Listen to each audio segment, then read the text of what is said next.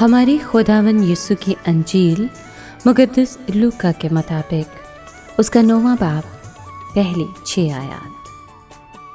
ایک دن یسوع نے ان 12 کو بلا کر انہیں سب بدروحوں پر اور بیماریوں کو دور کرنے کے لیے قدرت اور اختیار بخشا اور انہیں بھیجا تاکہ خدا کی بادشاہی کی منادی کریں اور بیماروں کو شفا دیں۔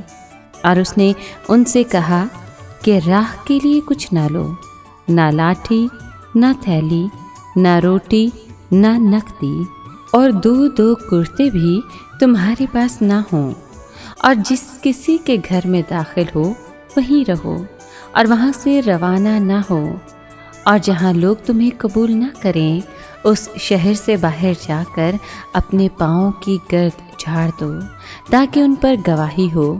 اور وہ روانہ ہو کر گاؤں گاؤں جا کر ہر جگہ خوشخبری سناتے اور شفا دیتے پھرے۔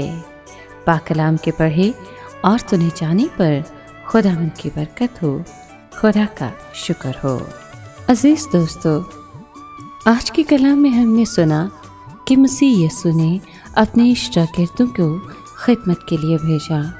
ان کا بھیجا جانا مسیحی خدمت کے متعلق ہمیں کئی اہم سبق سکھاتا ہے اور المسیح کی خوشخبری سنانے والے کے بارے میں کئی اہم خصوصیات بھی بیان کرتا ہے۔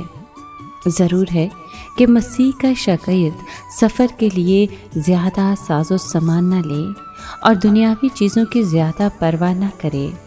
اسے اس بات کا بھی خیال رکھنا چاہیے کہ مادی اشیاء کی محبت اس کی مسیحی خدمت پر اثر انداز نہ ہو۔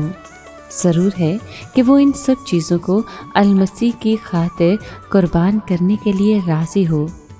اسے سب چیزیں بالائے طاق رکھ کر خدا کی بادشاہی کی تلاش کرنی چاہیے، یہ جانتے ہوئے کہ خدا اس کی ساری حاجتوں کو رفع کرے گا۔ مسیح یسوع اپنے شاگردوں کو یہ بھی تاکید کرتا ہے کہ جو کچھ اس کے سامنے رکھا جائے وہ کھائے۔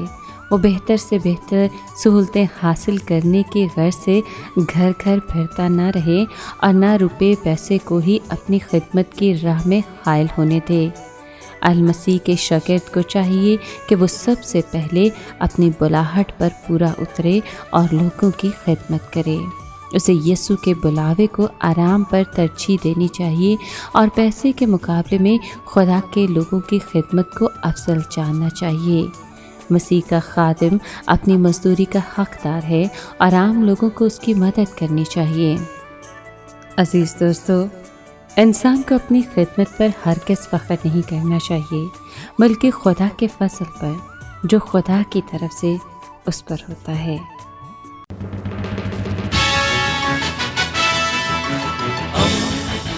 دوستی کا پیغمبر، ریڈیو ویریتاس ایشیا۔